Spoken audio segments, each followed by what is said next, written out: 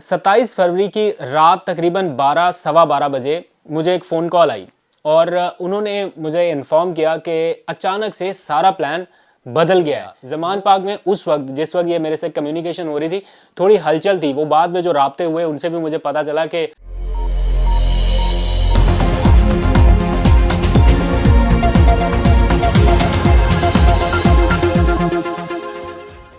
बिस्मिल्लाहिर्रहमानिर्रहीम, अस्सलाम वालेकुम। पाकिस्तान और दुनिया भर में देखने और सुनने वालों को अब्दुल कादिर का सलाम।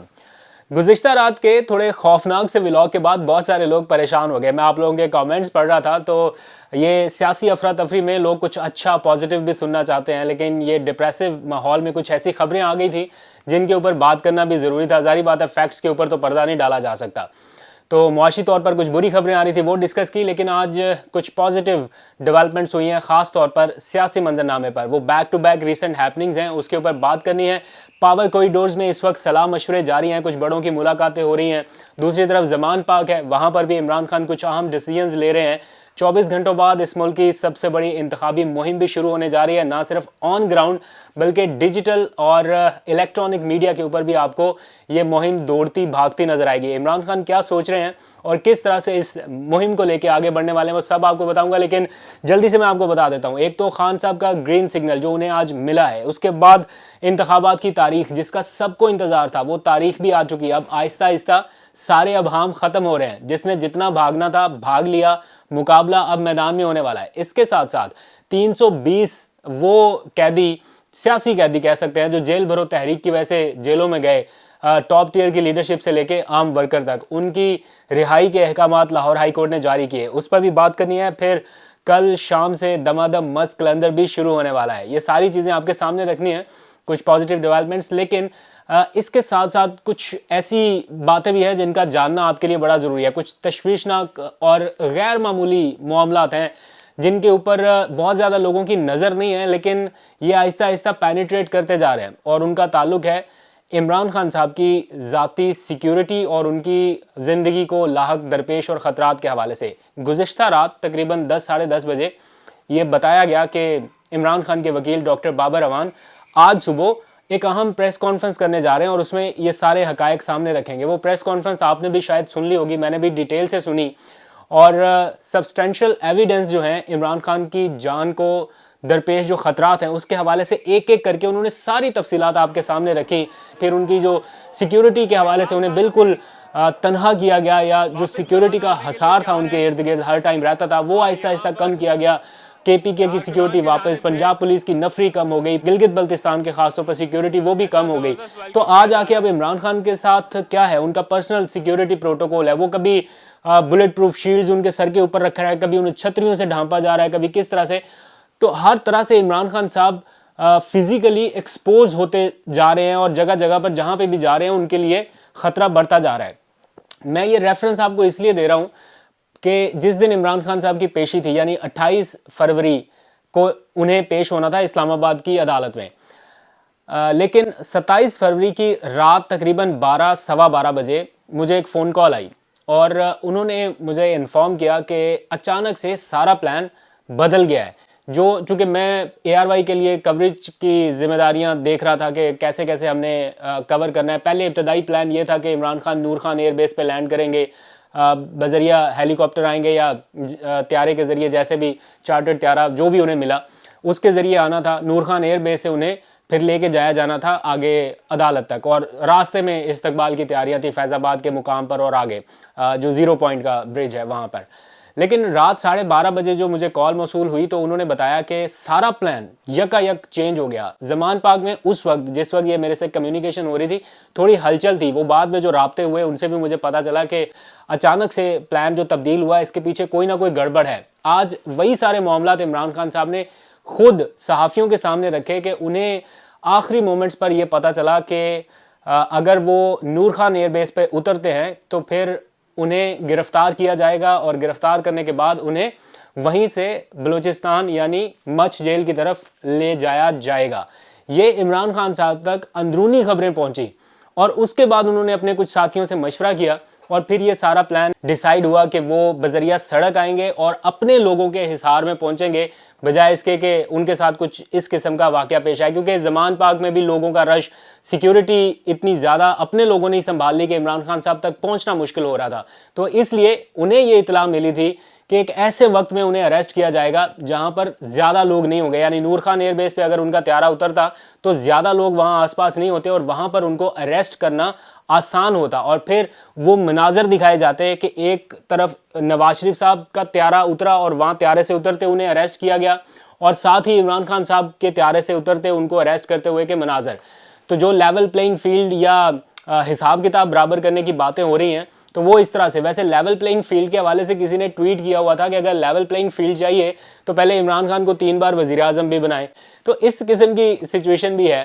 عمران خان کے اوپر نہ چاہتے ہوئے بھی پتہ نہیں کیوں پی ڈی ایم اتحاد کا ایک غصہ، ایک اینگر، فرسٹریشن برقرار ہے. اسحاق ڈار صاحب کی اگر آپ نے پریس کانفرنس آج سنی ہو تو آپ کو اندازہ ہوا ہوگا کہ کس لیول کا غصہ ہے. مطلب ان کو عمران خان کی ٹویٹ سے بھی خطرہ ہے. عمران خان ایک ٹویٹ کرتے ہیں اور اسحاق ڈار صاحب کی معیشت جو ہے وہ خطرے میں آ جاتی ہے. آج انہوں نے اس کا کہا کہ عمران خان صاحب ٹویٹ کرتے ہیں تو وہ ہمارے لیے خطرناک ثابت ہوتی ہے معاشی معاملات کے حوالے سے.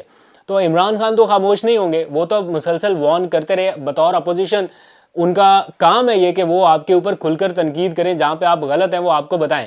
لیکن اسحاق ڈار صاحب نے آج کیا بات کی ہے ذرا ایک لمحے کے لیے سنیں، پھر اچھی خبریں جو میں نے آپ کو سٹارٹ میں بتائی ان کے اوپر میں نے تفصیل سے بات کرنی ہے. اسحاق ڈار صاحب فرماتے ہیں کہ ڈالر کے ساتھ کل جو ہوا، یعنی 19 روپے ڈالر مہنگا ہوا، اور آج اسحاق ڈار صاحب کہتے ہیں کہ مجھے نہیں پتا کہ ڈالر کے ساتھ کل کیا ہوا. کل کی بات چھوڑیں، آج کا ملبہ بھی انہوں نے کہا کہ آج ڈالر کم ہوا. سٹل اب کم کی ذمہ داری بھی نہیں لے رہے اور اتنے سہم گئے ہیں. وہ کہہ رہے ہیں کہ آج ڈالر کے ساتھ کیا ہوا مجھے اس کا بھی نہیں پتا، کل مہنگا ہوا تھا نہیں پتا، آج سستا ہوا اس کا بھی نہیں پتا. تو یہی بات جب کبھی عمران خان کہا کرتے تھے کہ ڈالر کی پرائس مجھے ٹی وی سے دیکھ کے پتہ چلی، تو پورا میڈیا کیسے پاگل ہوا تھا، جیسے پتہ نہیں کون سی انہونی بات کر دی ہے کہ ملک کے پرائم منسٹر کو یہ نہیں پتا چلا کہ ڈالر کی قیمت بڑھ گئی. اور اس ٹائم بڑی بھی بہت کم تھی، کوئی اتنی زیادہ جیسے یہ 19 روپے کا، 20 روپے کا، 32 روپے کا جمپ آ رہا ہے، اس قسم کی سچویشن بھی نہیں تھی.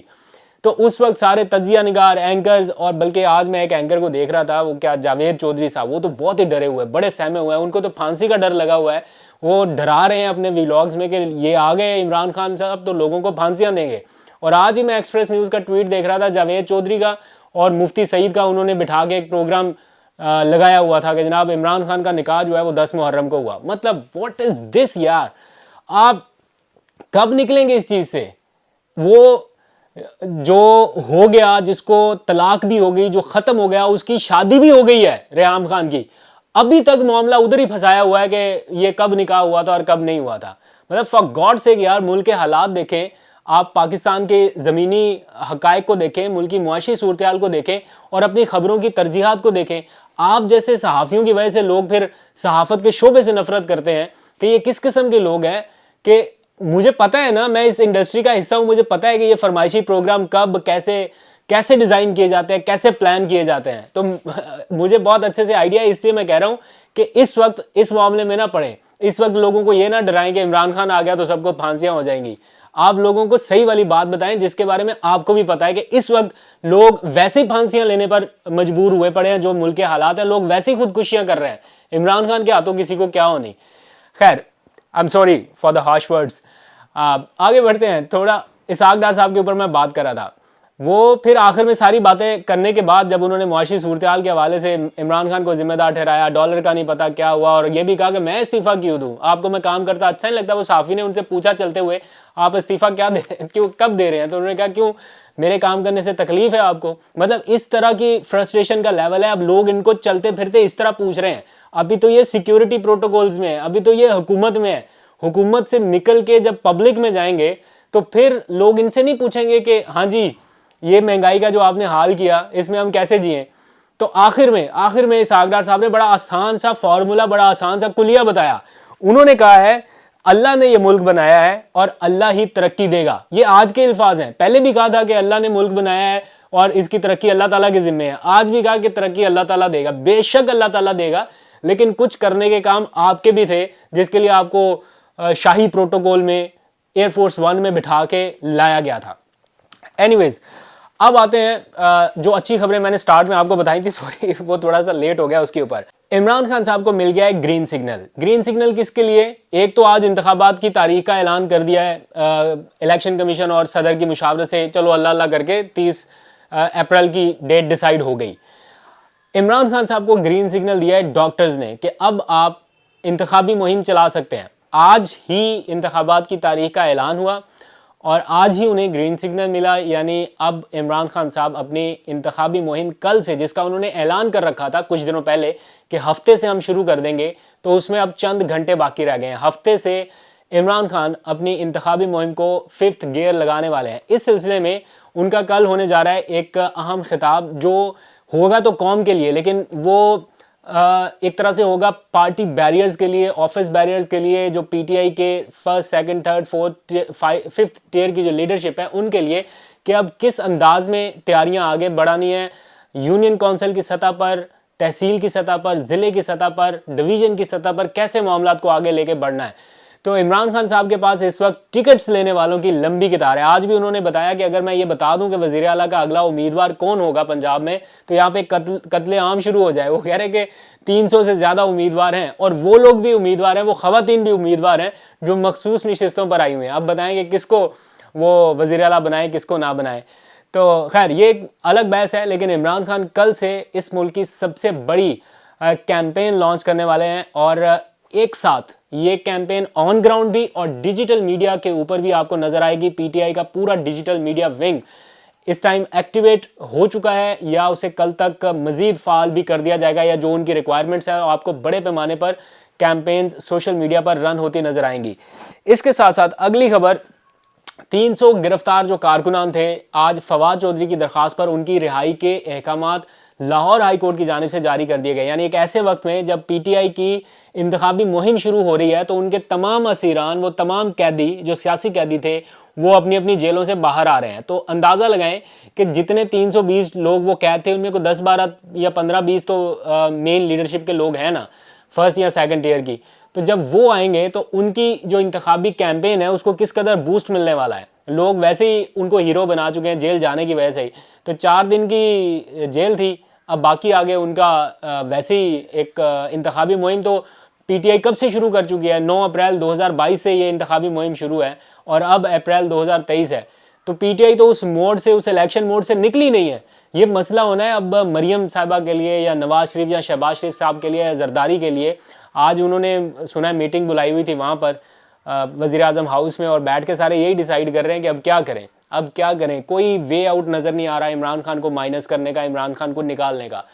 تو عدالتی، قانونی، سیاسی جنگ یہ ساری اسی طرح جاری رہے گی. آج عمران خان صاحب نے اپنے جو صحافی لوگ تھے ان کو انٹرویو دیتے ہوئے یہ کہا ہے کہ میں ملک کی خاطر آرمی چیف سے بات چیت کرنے کے لیے تیار ہوں. موجودہ جو آرمی چیف ہیں، ایک ایسی سچویشن ہے جب کہ گیپ ہے، رابطہ نہیں ہوا ابھی تک ان کا. بہت سارے لوگ سمجھتے ہیں کہ ہونا چاہیے، لیکن ایٹ دا مومنٹ نہیں ہے. لیکن وہ یہ کہہ رہے ہیں کہ ملک کی خاطر وہ یہ بھی کرنے کے لیے تیار ہیں، لیکن اگر اگلی طرف سے کوئی رابطہ نہیں ہو رہا تو وہ کیا کر سکتے ہیں. جیسے صحافیوں نے پوچھا کہ آپ کا رابطہ کیوں نہیں ہوا، تو ان کے ہاتھ میں نہیں ہے. وہ کہہ رہے میں اب کیا کچھ میں کرنے کے لیے تیار ہوں ملک کی خاطر، لیکن اگر آگے سے کوئی نہ کرنا چاہے تو کوئی زور زبردستی تو نہیں ہے. تو یہ ساری اس وقت سچویشن ہے. انہوں نے کہا ہے کہ میری کسی سے کوئی لڑائی نہیں ہے، میں ملک کی خاطر سب کچھ بھول کے آگے بڑھنا چاہتا ہوں. لیٹس سی، دیکھتے ہیں عمران خان صاحب کتنا آگے بڑھ پاتے ہیں. 30 اپریل کی تاریخ اب آپ کے ذمہ ہے، اس لیے کہ جس نے جتنا بھاگنا تھا بھاگ لیا. میدان میں اب مقابلہ سب کو کرنا پڑے گا، اور ووٹ کی طاقت سے یہ مقابلہ ہونا ہے. آپ لوگ فیصلہ کر سکتے ہیں بہتر کہ آپ کو پرانا پاکستان چاہیے یا نیا پاکستان چاہیے. اب تو میرا خیال ہے تھوڑا سا پرانا چاہیے، زیادہ والا پرانا نہیں، تھوڑا سا اس پاکستان سے تھوڑا سا پرانا، 2 سال 1 سال پرانا جو پاکستان ہے وہ مل جائے لوگوں کو، تو تھوڑا سا میرا خیال ہے حالات بہتر ہوں. آج تک کے لیے اتنا ہی. آپ کو اپڈیٹ کرتا رہوں گا. اپنا بہت سا خیال رکھیے. خدا حافظ.